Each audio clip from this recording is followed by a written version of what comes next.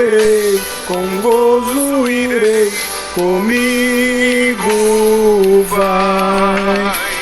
É grato servir a Jesus, levar a cruz, ser Cristo comigo vai. Eu irei e lá para o deserto, levando Boas novas de salvação sem par, eu lhe darei então, com paz no coração, a Cristo seguindo, sem mais dilação.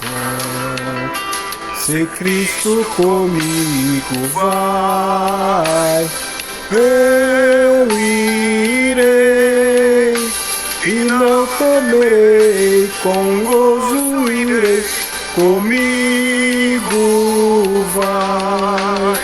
É grato servir a Jesus, levar a cruz, ser Cristo comigo vai. Eu irei, será a minha sorte, a dura cruz levar, sua graça e seu poder, quero sempre aqui contar.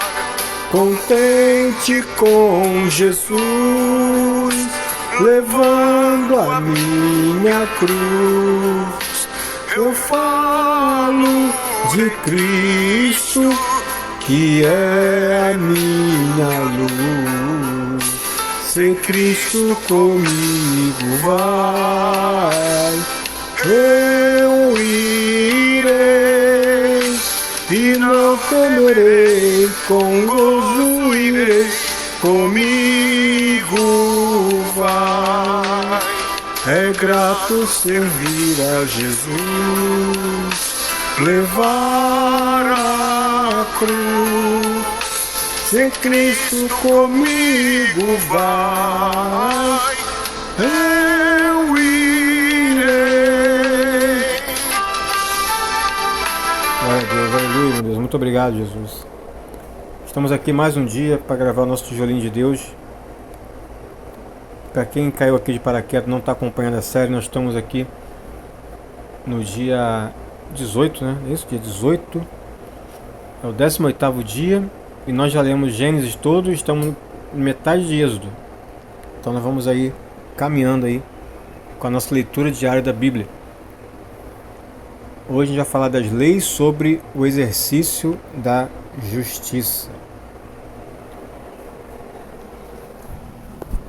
Vamos lá então? Não admitirás falso boato e não porás a tua mão com o ímpio para seres testemunha falsa. Então essa parte aqui é uma parte de leis, tá? São as leis de Moisés, conhecidas como as leis de Moisés. Não seguirás a multidão para fazeres o mal, nem numa demanda falarás, tomando parte com a maioria para torcer o direito. Nem ao pobre favorecerás na sua demanda, nem se encontrares o boi do teu inimigo ou seu jumento desgarrado, sem falta lhe reconduzirás. Se vires o jumento... uma coisa interessante aqui que eu pensei em fazer é trocar aqui da ACF para a NBV, melhor, a NVT, nova versão transformadora, porque eu acho que facilita a leitura de vocês, tá? E vocês me dizem o que vocês acharam aí dessa mudança que eu tenho feito até agora na ACF, tá bom? Então vou mudar para facilitar o entendimento de vocês, beleza? Eu particularmente gosto de ver na ACF e às vezes eu olho numa versão ou outra, mas eu acredito que vai facilitar quem estiver vendo aqui, for novato, né? Quem estiver pegando a Bíblia pela primeira vez e coisa desse tipo, eles vão ter mais facilidade em ler dessa forma, tá? Então, pensando nas pessoas assim, eu vou estar mudando para NVT, nova versão transformadora. Se você deparar com o boi ou o jumento perdido de seu inimigo, leve-o de volta ao dono. Tá vendo? Fica o texto fica mais suave, entendeu? Mais simples. Mas não quer dizer que é o mais correto, tá? Não é isso que eu estou dizendo, não. Mas também não estou dizendo que está errado. Não sei se vocês vão entender o que eu estou querendo dizer. É porque a versão ACF é uma versão mais tradicional. Pronto, é isso. Mais tradicional. Mas não tem problema você aprender na NVT, mas depois não deixa de ver as outras versões, tá? Eu acho que vale muito a pena. 5. Se vir o jumento de alguém que o odeia cair sobre o peso de sua carga, não faça de conta que não viu. Pare e ajude o dono a levantá-lo. Não negue a justiça ao pobre em um processo legal. 7. Jamais acuse alguém falsamente. Jamais condene à morte uma pessoa inocente ou íntegra, pois eu nunca declaro inocente aquele que é culpado.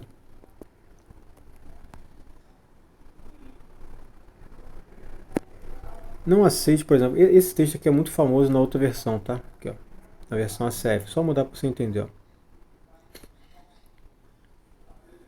Ué, cadê o...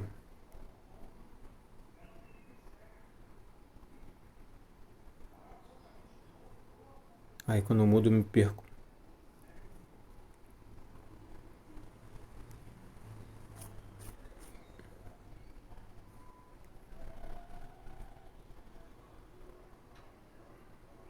Ah, irmãos, eu acabei me perdendo aqui, desculpa. ACF, NVT. Qual o número que eu parei? Eu não lembro. É o 7, ó. Jamais acuse alguém falsamente. Jamais condene à morte uma pessoa inocente ou íntegra, pois eu nunca declaro inocente aquele que é culpado. É o 7. ACF. De palavra de falsidade te afastarás, e não matarás o inocente e o justo, porque não justificarei o ímpio. Bem, vou manter aqui na NVT, que eu acho que facilita a nossa leitura. Não aceite subornos, pois eles o levam para fazer, estou aqui no 8, tá? Fazer vista grossa para algo que se pode ver claramente. O suborno faz até o justo distorcer a verdade. Não explore os estrangeiros, vocês sabem o que significa viver em terra estranha, pois foram estrangeiros no Egito. Viu? Deus orienta a não explorar os estrangeiros.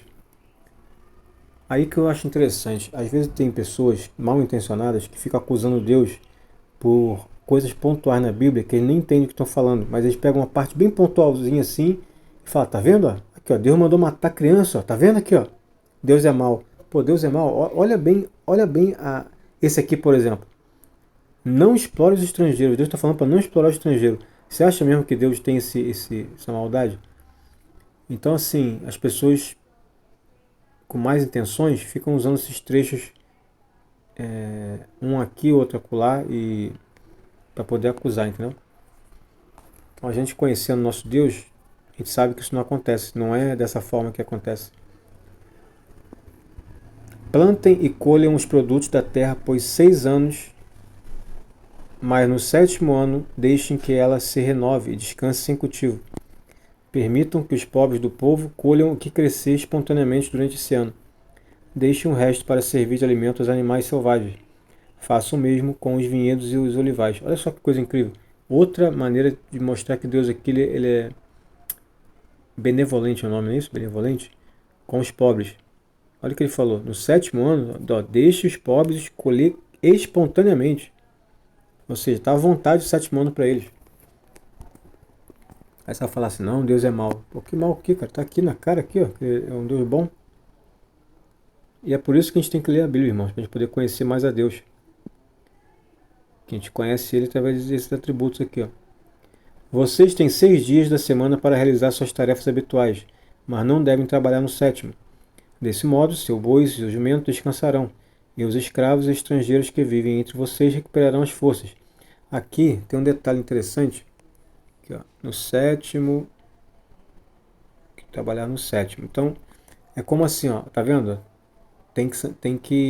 Não pode trabalhar no 7º dia. Aqui ficou facultativo, tá, irmão? Depois que Jesus veio, quem ainda acha que deve guardar o sábado, pode guardar, entendeu? Mas quem não acha que não deve guardar, que não guarde, mas que seja feito tudo para a glória de Deus. você não guarda, mas é para a glória de Deus, beleza. Se você guarda também para a glória de Deus, ótimo também. O importante é a intenção no final ser para glorificar Deus sempre. Essa é a base total. Isso aí é o que eu venho estudado há um tempo, tá? Esse assunto, se eu fosse entrar agora aqui, tem outros detalhes para falar, entendeu? Mas não queria entrar nesse detalhe agora tão aprofundadamente. De forma bem resumida seria isso. Mas vale a pena o estudo aí sobre essa parte aí. Prestem muita atenção a todas as minhas instruções. Não invoque o nome de outros deuses, nem mesmo mencione o nome deles. Olha só que interessante, ó. O que eu fiz aqui? Nem mesmo mencione o nome deles. Nós nascemos, irmão, para adorar a Deus. É um absurdo a gente adorar outra coisa, entende? É algo assim... Não tem nem muito de adjetivo para falar isso. Se a gente tem que adorar alguém ou alguma coisa, que adore a Deus. Por que adorar um bezerro de ouro, ou sei lá o que, qualquer coisa que a gente possa imaginar? 14. A cada ano celebrem 3 festas em minha honra. Ó, aí aqui Deus está falando, ó. Festas anuais, a cada ano 3 festas em minha honra. Primeiro celebrem a festa dos pães sem fermento, que são os pães ázimos. Durante 7 dias o pão que vocês comerem será preparado sem fermento, conforme eu lhes ordenei.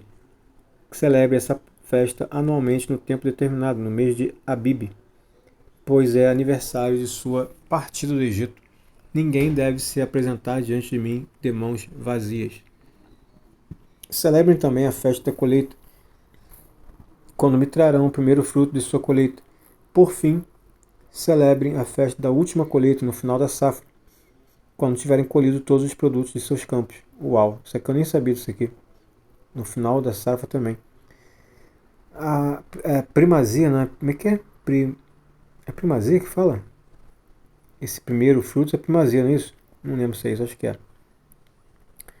A cada ano, nessas 3 ocasiões, todos os homens de Israel devem comparecer diante do soberano, o Senhor.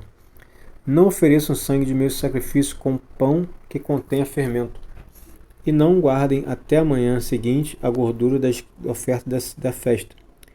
Quando fizerem a colheita, levem à casa do Senhor, seu Deus, o melhor de seus primeiros frutos. Não cozinhem o cabrito no leite da mãe dele. Então assim, Deus tem essas regras todas, irmãos. Às vezes a gente não entende, né? Às vezes a gente fala, nossa, para que tanta regra? Mas com certeza tem seus motivos, irmãos. O negócio é tentar entender o que Deus quer com isso. E às vezes a gente não vai entender e paciência. A vida é assim. A gente não consegue entender tudo. Promessa da presença do Senhor. Mas eu creio muito, irmãos, que quando a gente não entende é porque não é para entender. Eu creio muito nisso. É por isso que eu avanço o texto assim, entendeu? Você me vê lendo direto aqui, não é à toa. Eu leio porque não vejo que não é para mim, eu vou embora, vou lendo. Quando me chama a atenção, eu paro e vejo. 20. Vejam, eu enviarei um anjo à sua frente para protegê-los ao longo da jornada e conduzi-los em segurança ao lugar que lhes preparei. Preste muita atenção nele e obedeça suas instruções. Não se rebelem contra ele, pois é meu representante e não perdoará sua rebeldia. Então os anjos são representantes de Deus, assim como os profetas, assim como os ungidos de Deus, são representantes de Deus. Então isso aqui tem que ter muito cuidado com isso. Mas se tiverem o cuidado de ele obedecer e de seguir todas as minhas instruções, serei inimigo dos seus inimigos, farei oposição aos que se opuserem a vocês. Uau! Ou seja, se alguém se levantar contra você, fica tranquilo, que é Deus que vai cuidar. Meu anjo irá à sua frente e os conduzirá à terra dos amorreus, hititas, ferezeus, cananeus, heveus, jebuseus, e eu destruirei todas essas nações. Não adorem seus deuses, nem os sirvam de maneira alguma, e nem sequer imitem suas práticas. Antes, destruam-nas completamente e despedacem suas colunas sagradas. Tá vendo? Eles pegam, às vezes, esse texto aqui separado e fala, tá vendo? Deus manda destruir tudo, ó. Aí, ó, que Deus malvado, ó. Mas e antes? Que ele acabou de falar antes ali. Por que não ler tudo, entendeu? Eles pegam um texto isolado. Sirvam somente ao Senhor, seu Deus, e eu os abençoarei com alimento e água, e os protegerei de doenças. Em sua terra, nenhuma grávida sofrerá aborto, e nenhuma mulher será estéril, e eu lhes darei vida longa e plena.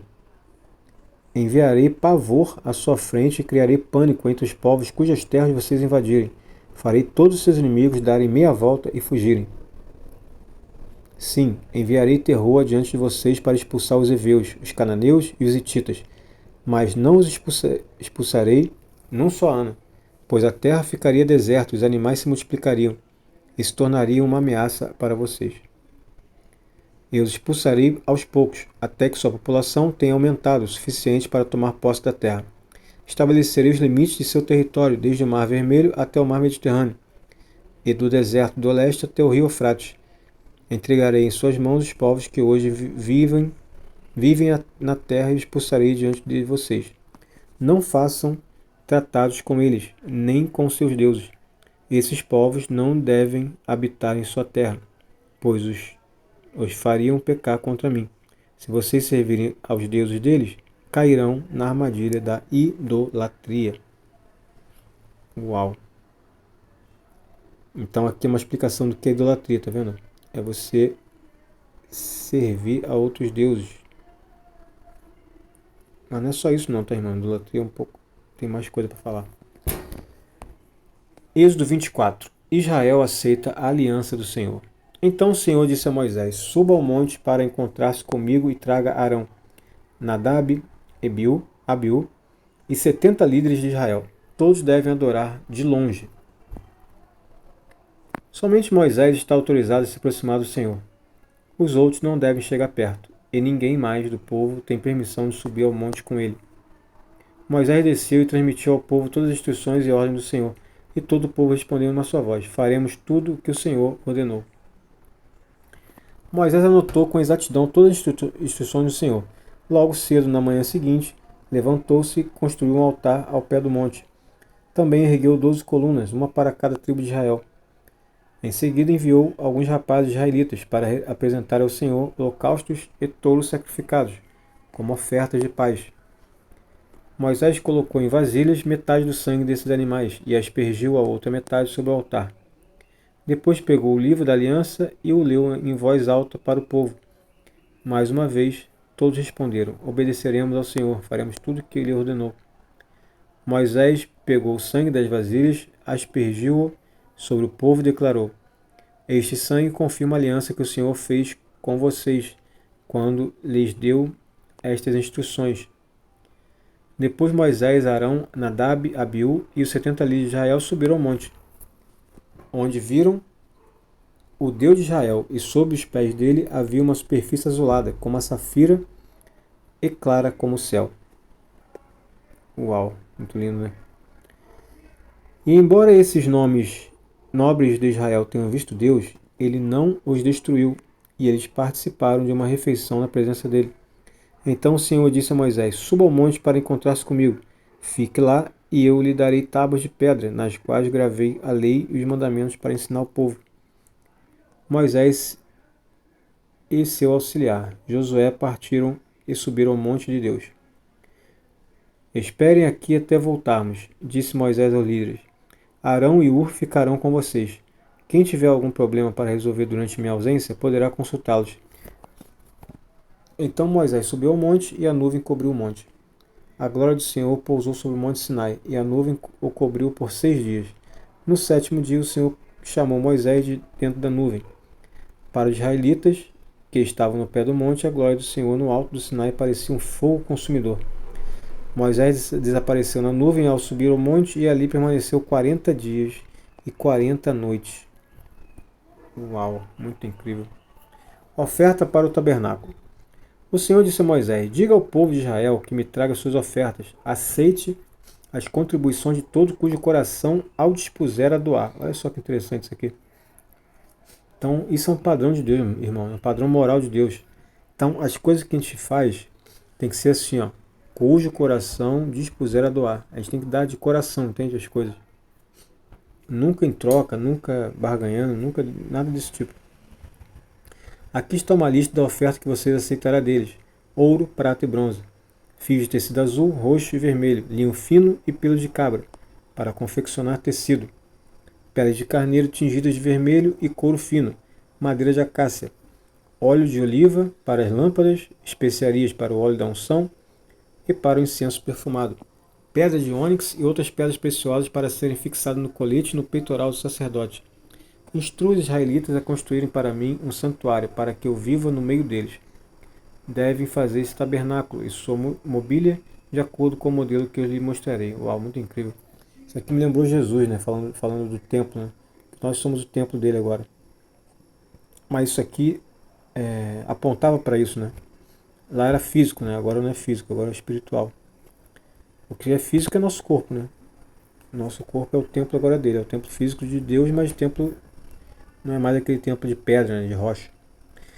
As instruções são a arca da aliança. Faça para mim uma arca de madeira de acácia, com 1,15 metros de comprimento, 67,5 centímetros de largura, 67,5 centímetros de altura.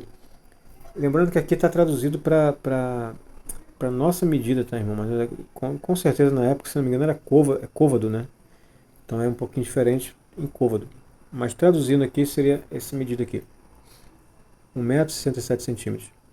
Revista com ouro puro por dentro e por fora e coloque uma moldura de ouro ao seu redor. Mande fundir 4 argolas de ouro e prenda-as aos 4 pés da arca, 2 argolas de cada lado.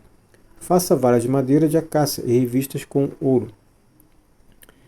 Passe-as por dentro das argolas dos lados da arca para transportá-la. Essas varas ficarão dentro das argolas. Nunca as remova. Coloque dentro da arca as tábuas da aliança que eu lhe darei. Faça a tampa da arca, que é o lugar de expiação, de ouro puro. Deve medir 1,15 metros de comprimento e 67,5 centímetros de altura de largura. Em seguida, faça 2 querubins de ouro batido e coloque um em cada extremidade da tampa. Modele um querubim em cada extremidade da tampa para formar uma só peça de ouro com a tampa. Os querubins ficarão de frente um para o outro, com o rosto voltado para a tampa da arca. Estenderão as asas sobre a tampa para protegê-la. Coloque dentro da arca as tábuas da aliança, que eu lhe darei.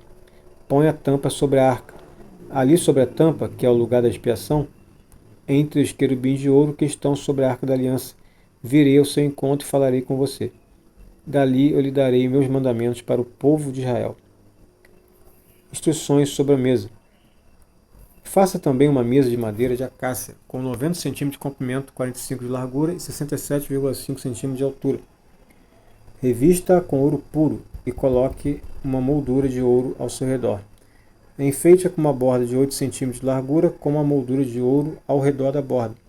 Faça 4 argolas de ouro para a mesa e prenda-as aos 4 cantos, junto aos 4 pés. Prenda as argolas junto à borda para sustentar as varas que serão usadas para transportar a mesa. Faça essas varas de madeira de acácia e revista com ouro. Com elas a mesa será carregada. Faça recipientes especiais de ouro puro para a mesa, tigelas, colheres, vasilhas e jarras, que serão usadas para as ofertas derramadas. Coloque sobre a mesa os pães da presença, de modo que fiquem diante de mim o tempo todo.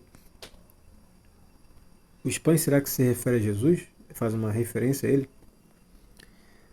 Eu creio que sim. Instruções sobre o candelabro. Faça um candelabro de ouro puro batido. Todo o candelabro e seus enfeites tomarão uma só peça. A base, a haste central, as lâmpadas, os botões e as flores. Da haste central sairão 6 ramos, 3 de cada lado. Cada um dos 6 ramos terá 3 lâmpadas em forma de flor de amendoeira, com os botões e pétalas. A haste central do candelabro terá 4 lâmpadas em forma de flor de amendoeira, cada uma com botões e flores. Também haverá um botão de amendoeira debaixo de cada par dos 6 ramos que saem da haste central. Os botões de amendoeira e os ramos formarão uma só peça com a haste central e serão feitos de ouro puro batido. Em seguida, faça 7 lâmpadas para o candelabro e posicione-as de modo que reflitam a luz para frente. Os cortadores de pavio e os apagadores também serão de ouro puro. Serão necessários 35 kg de ouro puro para o candelabro e seus acessórios. Cuide para que tudo seja feito de acordo com o modelo que lhe mostrei aqui no monte. Ou seja, Deus estava dando instrução ali no monte para Moisés. Instruções sobre o tabernáculo. Faça o tabernáculo com 10 cortinas de linho finamente tecido. Enfeite as cortinas com fios de tecido azul, roxo e vermelho, e com querubins bordado com habilidade. Cara, até as cores são incríveis, azul, roxo e vermelho. Essas 10 cortinas devem ser todas exatamente do mesmo tamanho, com 12,6 metros de comprimento e 1,8 metros de largura. Junte 5 cortinas para formar uma cortina longa, e depois junte as 5 restantes para formar outra cortina longa. Faça laços de tecido azul na borda da última cortina de cada conjunto. Os 50 laços ao longo da borda da cortina do primeiro conjunto devem coincidir com os 50 laços da cortina do outro conjunto. Em seguida, faça 50 colchetes de ouro e use-os para prender as cortinas longas uma à outra. Desse modo, o tabernáculo será formado de uma só peça contínua. Faça 11 cortinas de tecido de pelo de cabra para cobrir o tabernáculo. Essas 11 cortinas devem ser todas exatamente do mesmo tamanho, com 3,5 metros de comprimento e 1,8 metros de largura. Junte 5 cortinas para formar uma cortina longa e depois junte as 6 restantes para formar outra cortina longa. No segundo conjunto de cortinas, deixe uma sobra de 90 cm de tecido pendurada sobre a parte de frente da tenda. Faça 50 laços para a borda de cada cortina longa. Em seguida, faça 50 colchetes de bronze e prenda com eles o laço das cortinas longas. Assim, a cobertura da tenda será formada de uma só peça contínua. Os 90 centímetros restantes do tecido de cobertura ficarão pendurados na parte de trás do tabernáculo. Deixe pendurados de cerca de 40 de cada lado os 45 centímetros restantes de tecido, para que o tabernáculo fique inteiramente coberto. Complete a cobertura da tenda com uma camada protetora feita de pele de carneiro tingida de vermelho e uma camada de couro fino. Para a estrutura do tabernáculo, construa armações de madeira de acácia. Cada armação deve ter 4,5 metros de altura e 67 centímetros de largura, com 2 hastes na parte inferior de cada armação. Todas as armações devem ser idênticas. Construa 20 armações para sustentar as cortinas do lado do sul do tabernáculo. Faça também 40 bases de prata, 2 para cada armação, para que as hastes se encaixem firmemente nas bases. Para o lado norte do tabernáculo, construa outras 20 armações, com 40 bases de prata, 2 bases para cada armação. Construa 6 armações para as partes de trás, o lado oeste do tabernáculo, junto com mais 2 armações para reforçar os cantos das 2 extremidades do tabernáculo. As armações dos cantos serão emparelhadas na parte inferior e firmemente ligadas, uma à outra na parte superior como argola, formando um só suporte de canto. Siga o mesmo procedimento para ambos os suportes de canto. O tabernáculo, portanto, terá 8 armações na parte de trás, encaixadas sobre 16 bases de prata, 2 bases para cada armação. Antes de terminar aqui, eu queria falar uma coisa interessante. Esse tabernáculo aqui, já ouviram falar no terceiro templo? Uma coisa chamada terceiro templo? Se eu não me engano, eles já estão montando, nesse mesmo formato que está descrito aqui, estão fazendo o terceiro templo agora, né? Então estão criando tudo de novo. Se eu não me engano é isso, tá? O terceiro templo tem a ver com isso aqui. Depois dá uma pesquisada sobre o terceiro templo de Salomão, hein? Mas eu acho que tem a ver. Então se não tiver a ver, me perdoe, tô falando errado aqui. Mas eu ouvi dizer que eles estão criando o tabernáculo, né, que é o terceiro templo lá, exatamente com todas as inscrições aqui que estão na Bíblia. Como se fosse uma preparação para o anticristo, né? O anticristo vai estar usando lá o santo dos santos lá. Mas você vai ser só bem no final dos tempos, e talvez a gente nem esteja aqui. Uma vertente, acredito que a gente não vai estar aqui, né, que é a minha no caso, né, a igreja Assembleia de Deus no caso, né, e algumas outras vertentes acreditam que a gente vai ser pós-tribulacionista, né, ou seja, vai passar pela grande tribulação. Eu sinceramente não acredito. Que em Apocalipse fala que vai livrar a gente da grande provação e não na, né? O na seria dentro, o da é livrando daquele momento. Mas enfim, seja outro assunto. O tabernáculo, portanto, terá 8 armações na parte de trás, encaixadas sobre 16 bases de prata, 2 bases para cada armação. Faça travessões de madeira de acácia para ligar as armações, 5 travessões para o lado norte do tabernáculo e 5 travessões para o lado sul. Faça também 5 travessões para a parte de trás do tabernáculo, que ficará virada a oeste. O travessão central, ligado a meia altura às armações, se estenderá de uma ponta a outra do tabernáculo. Revista as armações com ouro e faça argolas de ouro para sustentar os travessões. Também revista com ouro os travessões. Arme o tabernáculo de acordo com o modelo que lhe foi mostrado no monte. Para o interior do tabernáculo, confeccione uma cortina especial de linho finamente tecido. Enfeite-a com fios azul, roxo e vermelho, e com querubins bordado com habilidade. Pendure a cortina em ganchos de ouro presos em 4 colunas de madeira de acácia, revestidas de ouro e apoiadas sobre 4 bases de prata. Pendure a cortina inteiramente com colchetes e coloque a Arca da Aliança atrás da cortina. Essa cortina separará o lugar santo do lugar santíssimo.